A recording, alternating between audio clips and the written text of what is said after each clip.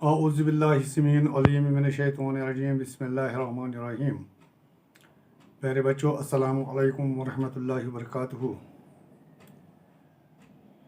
آج کا ٹاپک جو ہے ہمارا وہ ہے ایتھیکل ویلیوز ان اسلام میں ٹرسٹ یعنی امانہ، یا اردو میں جس کو امانت بھی کہتے ہیں۔ امانہ یا ٹرسٹ کے معنی کیا ہیں؟ اگر دوسرا لفظ اس کو بھروسہ بھی کہتے ہیں۔ بھروسہ کسی شخص یا کسی بھی، چاہے وہ ماننے والا ہو یا نہ ماننے والا ہو اسلام کو، وہ آپ کے پاس کوئی ایسی چیز رکھے، کوئی بھی چیز آپ کے پاس ہے، کوئی شے آپ کے پاس رکھے یا ہمارے پاس رکھے کہ یہ میرے آپ کے پاس یہ چیز ہے، اس کی حفاظت کرنا، تو اس چیز کی حفاظت کرنا یا اس کے اسباب کی حفاظت کرنا، اس کو کہتے ہیں ٹرسٹ۔ یعنی اس نے آپ پر بھروسہ کیا کہ وہ یہ میری چیز کو صحیح سلامت مجھ تک پھر واپس پہنچا دے۔ تو دوسرے الفاظ میں، اگر کوئی شخص کسی دوسرے شخص کے پاس کوئی ڈپازٹ کرے، چاہے منی ڈپازٹ کرے، چاہے جنس ڈپازٹ کرے جس میں سونا چاندی کوئی اور شے ڈپازٹ کرے، اس کی رکھوالی، اس کی یہ نگہبانی کرنا اور صحیح سلامت اس کو رکھنا، اس کو ٹرسٹ کہتے ہیں یا امانت کہتے ہیں۔ جو چیز رکھی گئی اس کو امانت کہتے ہیں۔ اسلام میں امانت کا جو لفظ ہے یہ وسیع مفہوم رکھتا ہے۔ کسی بھی چیز، شخص کی یا کسی بھی انسان کے کسی چیز کی ذمہ داری لینا یا کسی بھی کام کی ذمہ داری لینا، یہ ٹرسٹ ہے، امانت ہے۔ ہمارے پاس بہت ساری چیزیں ہیں جو ہمارے پاس امانت ہے۔ مثال کے طور پر اگر ہم اپنے بدن کو ہی دیکھیں، اپنے جسم کو دیکھیں، یہ اللہ کی ایک نعمت ہے۔ اللہ کی نعمت، ہر ایک نعمت جو ہے یہ امانت ہے۔ چاہے ہمارا جسم کے اعضاء، مختلف اعضاء، سب یہ ہمارے پاس امانت ہیں، ٹرسٹ ہے۔ تو جو ان چیزوں کو، جو ان اشیاء کو یا اس ٹرسٹ کو قائم رکھیں، انہیں قرآن نے کہا ہے امین، ٹرسٹ فل پرسنز، امین۔ جس طرح ہم سیرت نبی صلی اللہ علیہ وسلم میں دیکھتے ہیں، آپ نے پڑھا ہوگا کہ رسول اللہ صلی اللہ علیہ وسلم کو پورے عرب میں قریش جو ہے اس کے دشمن تھے، وہ بھی اس کو امین کہتے تھے، کیونکہ جب بھی کوئی چیز کسی قریش کو یا کسی بھی آدمی کو حفاظت کے ساتھ رکھنا ہوتا تھا تو وہ رسول اللہ صلی اللہ علیہ وسلم کے پاس رکھا کرتے تھے۔ اس کو وہ کہتے تھے کہ امین ہے، یعنی امانت دار، یہ امانت میں کوئی خیانت نہیں کرتا ہے۔ تو امانت میں خیانت کرنا جو ہے یہ بہت بری بات ہے، اللہ کو ناپسند ہے۔ اللہ تعالیٰ ہمیں واضح حکم دیتا ہے کہ قرآن میں فرمایا ہے اللہ تعالیٰ نے، یا الذین آمنوا لا تخونوا اللہ ورسولہ وتخونوا اماناتکم وانتم تعلمون واعلموا ان اموالکم واولادکم فتنہ وان اللہ عندہ اجر عظیم۔ اے ایمان والو، یعنی اے لوگو جو ایمان لائے ہو، جنہوں نے کلمہ پڑھا ہے، جنہیں فیتھ ہے، وَلَا تَخُونُوا، خیانت مت کرو، کس کے ساتھ؟ اللہ کے ساتھ، ورسول اور رسول کے ساتھ، وَتَخُونُوا اماناتکم، اور جو آپ کے پاس امانات رکھی گئی ہے ان کی بھی خیانت مت کرو، وَأَنْتُمْ تَعْلَمُونَ، جبکہ تم جانتے ہو، وَاعْلَمُوا أَنَّمَا أَمْوَالُكُمْ وَأَوْلَادُكُمْ فِتْنَةٌ، اور یہ جان لو کہ اللہ نے آپ کے پاس جو مال اور اولاد آپ کو دیے ہیں یہ ایک آزمائش ہے، اور इस आजमाइश से गुजर कर पास होकर आपके पास अल्लाह के पास आपके लिए एक बहुत बड़ा अजर है, बहुत बड़ा सवाब है। दूसरी जगह अल्लाह ताला फरमाता है इन्ना अल्लाह यअमुरुकुम अन तुअद्दुल अमानाति इला अहलिहा वीज़ा हकमतुम बैनन नासि अन तहकुमु बिल अदल। अल्लाह ताला कुरान में ही फरमाता है कि इन्ना अल्लाह, बेशक अल्लाह ताला यअमुरुकुम, आपको हुक्म देता है। क्या हुक्म देता है? अन तुअद्दुल अमानाति इला अहलिहा, अपनी अमानत उन लोगों के हवाले करो जो इसके अहल हों।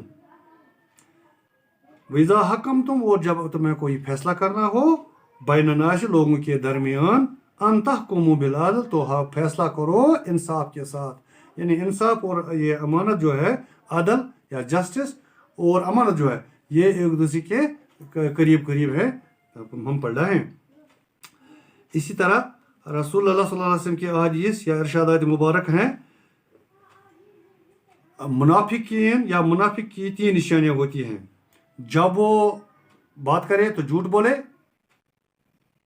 जब कोई वादा करे या अहद करे तो उसको तोड़े, यानी उसको वफा नहीं करेगा, उसको पूरा नहीं करेगा। तीसरी, जब उस पर भरोसा किया जाए तो वो उसमें क्या खयानत करेगा। तो भरोसा यानी जब उसको पर ट्रस्ट किया जाए तो वो उसको बिट्रे करेगा, यानी उसमें खयानत करेगा। मजीद रसूलुल्लाह सल्लल्लाहु अलैहि वसल्लम ने फरमाया है कि अमानत या ट्रस्ट के बगैर जो शख्स है उसका ईमान मुकम्मल नहीं है, उसका ईमान मुकम्मल नहीं है। और जिस दिन ये फैसला होगा, यानी क़यामत के दिन, उसे बहुत बड़ा नुकसान उठाना पड़ेगा। किस में? वो रसवाई का सामना करना पड़ेगा उसे, यानी वो बहुत बड़ा नुकसान है। अल्लाह बचाए किसी को रसवा होने से क़यामत में।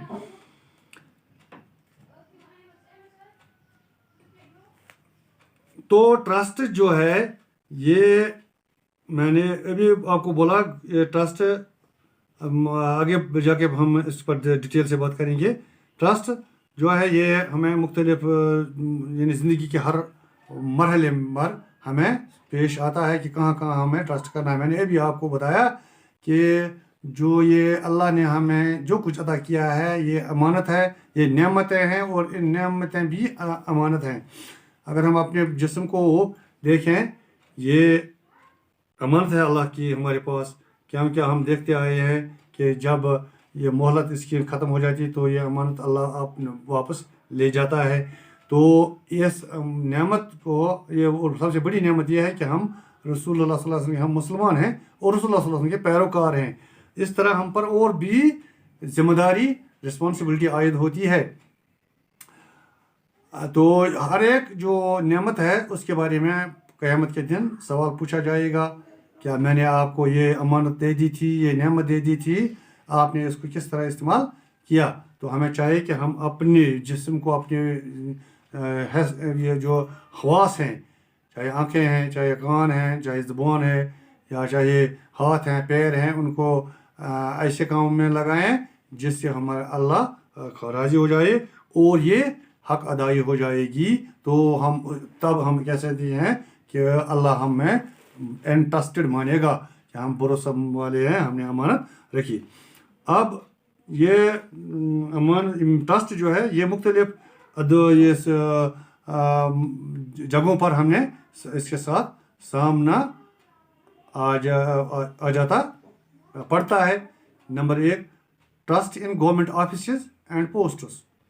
चूँकि हुकूमत चलाने के लिए हमें हुकूमत चलाने के लिए हाकिम को चुनना होता है। हाकिमों को, यह हाकिम चुनना जो है, या अपने कौम की बातें रखना, या इनके साथ पेश आना, या मुल्क के जो है उसकी जिम्मेदारियां जो हम पर पड़ती हैं, किसी पर पड़ती हैं, या अपने इस पोस्ट की जिम्मेदारी जो दी जाती है, ये अमानत है। और इसको ऐसे लोगों के हवाले करना चाहिए। हुक्म है हमारे ऊपर ये हुक्म है कि हमें ऐसे या अमानत अपने ऐसे लोगों के हवाले करने जो इसके हाल है। तो हाकिम भी हमने ऐसे चुनने हैं जो इसके हाल हों। اور हुकूमत चलाने के लिए जो एम्प्लॉयज़ हम एम्प्लॉय करते हैं उनको भी ऐसे होने चाहिए जो इसके अहल हों, जो गवर्नमेंट ऑफिस को रन करें ध्यानदारी के साथ। ऐसा ना हो कि वो यहाँ नेपोटिज्म हो जाए या ब्राइबरी जो आजकल आम हो गई है। इस बिद्दत से निपटने के लिए तो गवर्नमेंट चिल्डी चोरी का जोर लगाते हैं लेकिन कामयाब नहीं होते हैं। तो ऐसी जिम्मेदार अगर ऐसे अशखास को इन पोस्टर्स पर या इनके हवाले हमने ये काम दिए तो ये इससे क्या है बिगाड़ पैदा हो जाता है और सोसाइटी में ये नुक्स पैदा होता है जो इन नकाइस की वजह से हम पर फिर हमें ये पूरा दीन पर भी असर अंदाज हो जाते हैं। तो लिहाजा ऐसे ऐसा करना चाहिए कि ऐसे पोस्टर्स या ऐसे अशखास को सामने लाया जाए जो इन पोस्टर्स या इन ओहदों के हकदार हों, जो इनको बखूबी अंजाम दे सकेंगे। दूसरा है the trust in performance of duty. अब एक शख्स एम्प्लॉई हो गया, ये जान उसको एम्प्लॉय किया कि ये इसके काबिल है, तो अब उस पर जिम्मेदारी पड़ती है कि उसके सपुर्द जो काम किया गया है वो उसको बखूबी अंजाम दे, कोई किसी लेत लाल से काम ना ले। फॉर एग्ज़ाम्पल अगर एक उस्ताद है, उसका काम उसको गवर्नमेंट ने एम्प्लॉय किया है पढ़ाने के लिए, अगर वो आके को पढ़ाए तो उसने इंसाफ नहीं किया, उसने जस्टिस नहीं किया। जब उसने जस्टिस नहीं किया तो उसके पास ट्रस्ट नहीं आया, तो वो ट्रस्ट नहीं है तो वो इंटरेस्ट नहीं बन गया, तो अल्लाह के पास उसे जवाब देना है। तो हर एक पर जिम्मेदारी है कि ये जो काम उससे सौंपा गया है ये भी नेमत है अल्लाह की और अल्लाह ने अमानत रखी है, इस अमानत में कोई खयानत न करे। तीसरा है trust in wealth and ability. अब जो माल जो दौलत अल्लाह ने इंसान को दी है, किसी शख्स को किसी को दौलत से माला माल करता है और किसी को गरीब रखता है, यह अल्लाह की मर्जी है। गरीब को भी गुर्बत में का इम्तिहान है, मालदार को माल का इम्तिहान है।